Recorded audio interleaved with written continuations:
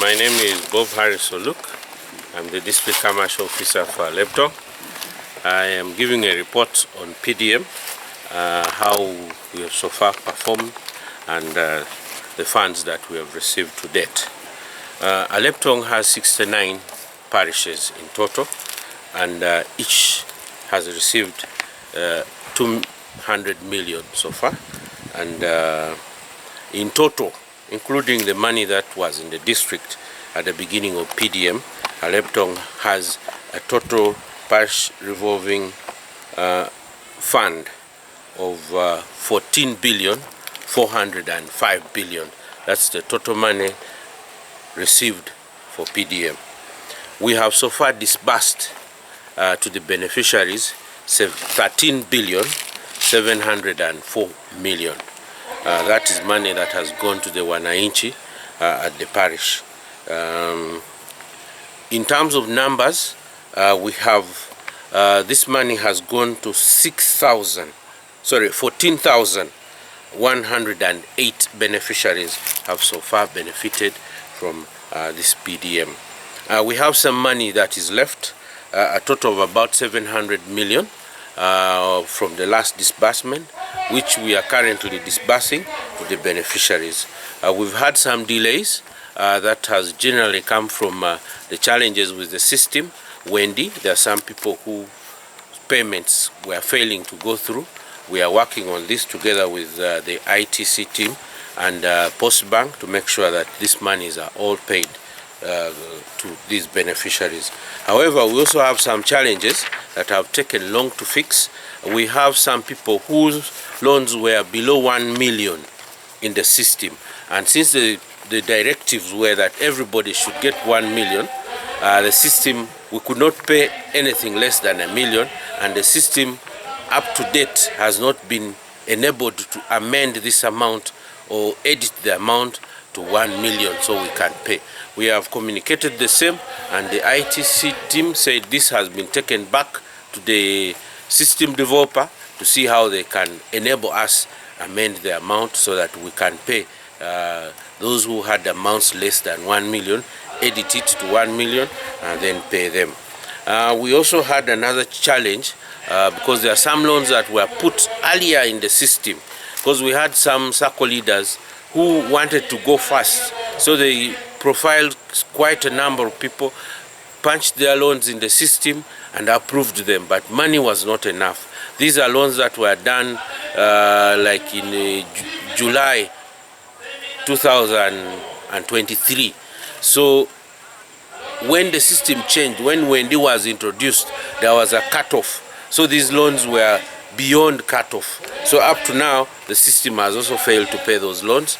ICT team is also working on them so that they can be paid, because these are loans that were put in the system before the cutoff time when we migrated to Wendy or introduced Wendy as a payment platform for PDM.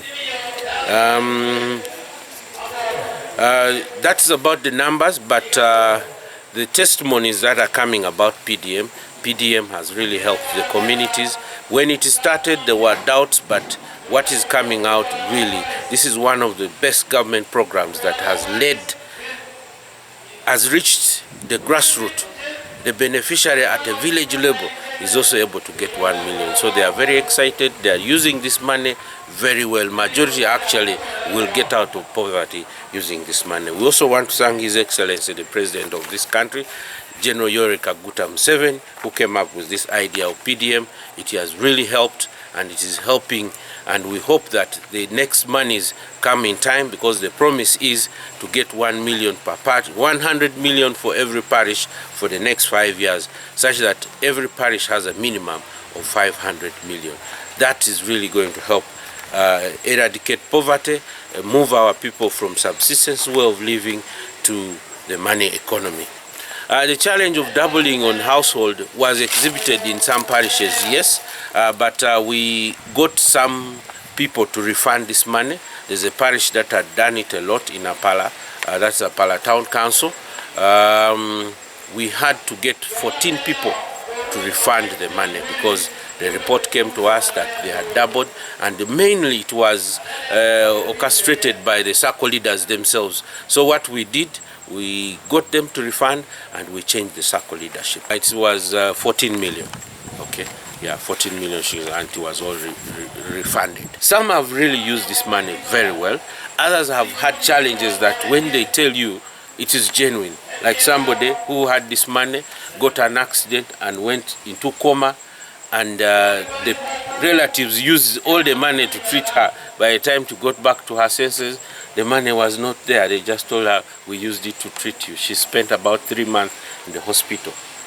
So that is really something you can't avoid. Others started enterprises like bought a cow and the cow died.